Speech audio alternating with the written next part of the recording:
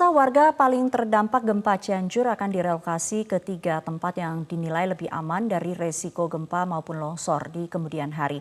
Ada total 16,5 hektar lahan yang telah disiapkan untuk dibangun rumah tahan gempa bagi warga sasaran.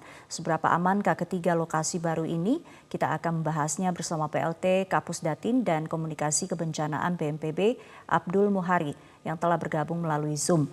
Selamat siang Pak Abdul. Selamat siang, Mbak.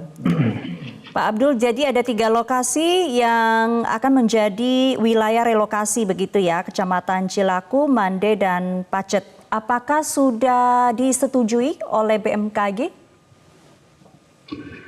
Ya, BMKG sedang melakukan survei mikrozonasi kegempaan. Jadi dari hasil survei mikrozonasi kegempaan ini kita akan bisa melihat secara detail aspek amplifikasi permukaan terhadap guncangan gempa. Jadi kita bisa memetakan dengan detail nantinya di daerah-daerah Cianjur, tidak hanya di daerah calon tempat pengungsian saja, tetapi Cianjur secara keseluruhan daerah-daerah padat populasi itu sebenarnya potensi guncangan atau amplifikasi guncangan yang bisa berdampak pada kerusakan bangunan itu seberapa besar dan di titik-titik mana saja. Nah, dari situ nanti tentu kita bisa memetakan masyarakat yang saat ini terdampak di wilayah mana saja yang akan menjadi prioritas untuk bisa dipindahkan ke lokasi yang tadi disebutkan ada 3 tempat, Sinargali, Mande, dan Cipendawa. Nah, ini 3 daerah relokasi ini, potensi calon relokasi ini juga sedang dikaji secara detail oleh Badan Geologi dari aspek potensi gerakan tanah, potensi longsor, dan lain-lain. Ini juga sangat penting karena pada prinsipnya sebenarnya kalau kita bicara Cianjur secara khusus dan Jawa Barat secara umum, ini daerahnya memang daerah rawan gempa dan rawan longsor. Tetapi tentu saja kita mencari lokasi yang paling tidak risikonya nanti jika ada pemukiman di situ itu paling kecil. Itu yang pertama. Yang kedua, kalau kita bicara daerah aman gempa, itu mungkin tidak ada. Tetapi bagaimana potensi resikonya, aspek amplifikasi guncangan sampai di permukaan, dan potensi kerusakannya pada bangunan nantinya bisa paling minimal. Tetapi pada intinya nanti bangunan-bangunan yang akan dibangun di daerah relokasi ini adalah bangunan yang tahan gempa. Jadi ketika memang lokasi pemukiman atau lokasi tempat kita nantinya akan merelokasi warga itu juga pastinya masih merupakan daerah yang akan merasakan kalau ada gempa-gempa di masa-masa berikutnya. Tetapi pada intinya kita sama-sama mengetahui prinsipnya bukan gempanya yang membunuh atau bukan gempanya yang melukai, tapi rumah yang tidak tahan gempa yang bisa berdampak fatal. Ini yang kita perbaiki.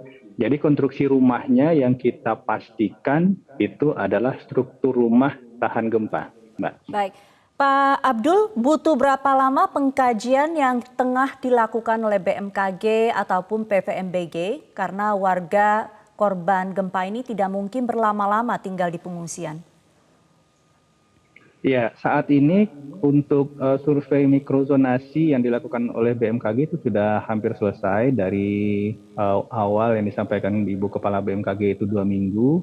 Kemudian dari teman-teman Badan Geologi juga setiap hari melaporkan progres asesmen yang dilakukan dan itu juga sudah hampir final. Jadi artinya hasil-hasil dari lapangan, peninjauan lapangan, asesmen menggunakan perangkat dan alat-alat yang sudah dilakukan berjalan saat ini itu sudah hampir final.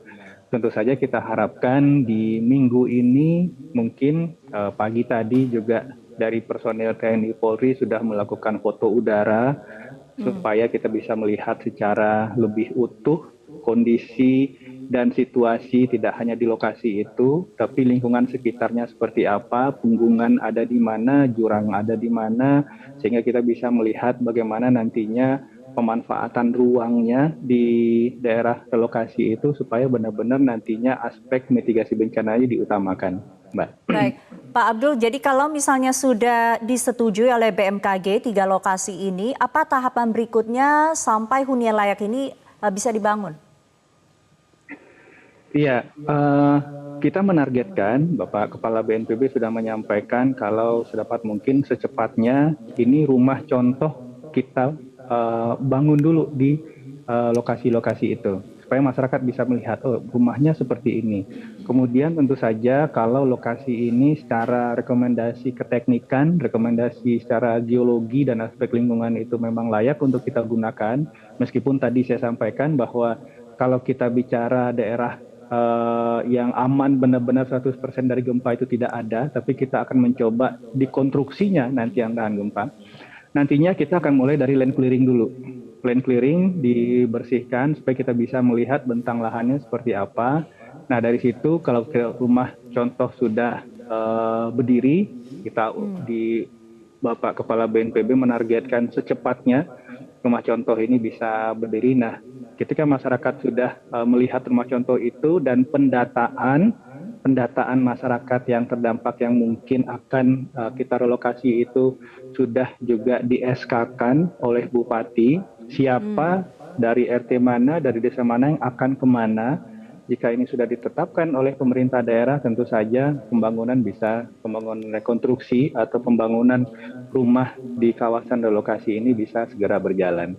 Baik. Yang pasti target dari Bapak Presiden itu sangat clear, secepat mungkin, secepatnya ini proses pembangunan kembali rumah warga terdampak ini bisa segera kita lakukan. Baik, jadi artinya pendataan terhadap warga yang akan direlokasi ini berjalan paralel, begitu ya Pak Abdul? Benar sekali. Jadi pendataan warga ini juga beriringan dengan kondisi kerusakan rumahnya. Jadi apabila rumahnya memang sudah tidak layak lagi ditempati dan kemudian opsi kawasan itu dari aspek kajian mikrozonasinya BMKG beresiko tinggi nantinya, karena kita tahu gempa Cianjur ini secara umum itu memiliki periode ulang lebih kurang 20 tahun. Kita tahu 82, 2000, dan 2022 itu selalu terjadi gempa yang cukup merusak dengan korban terparah pada tahun ini. Maka tentu saja proses pembangunan kembali ini untuk kasus yang in situ, pembangunan di lokasi yang sama itu benar-benar kita kaji ulang, kita kaji dengan detail apakah layak di situ. Nah ini nanti pendataan ini setelah kita dapatkan nama-namanya yang di SK-kan oleh Bupati, baru berjalan nanti pembangunan kita laksanakan.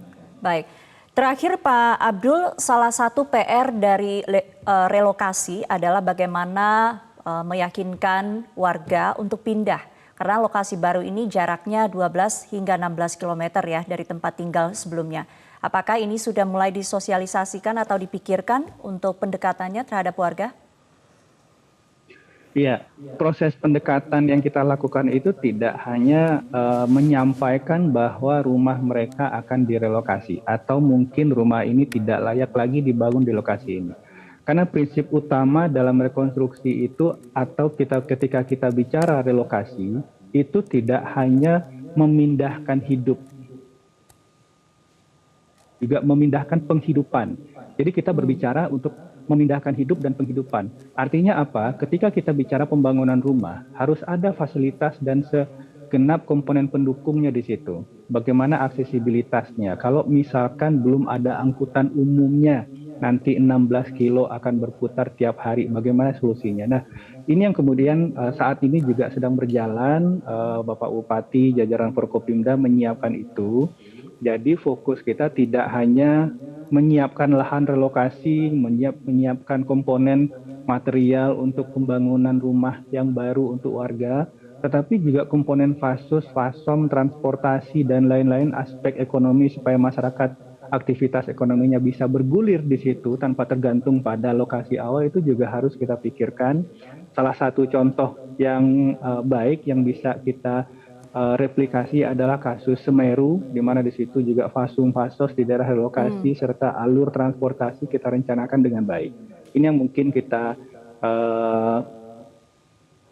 saat ini berjalan disiapkan dan kita selalu mendampingi pemerintah daerah untuk benar-benar bisa menyiapkan tidak hanya memindahkan masyarakat tetapi keseluruhan hidup dan penghidupannya kita siapkan dengan lebih baik.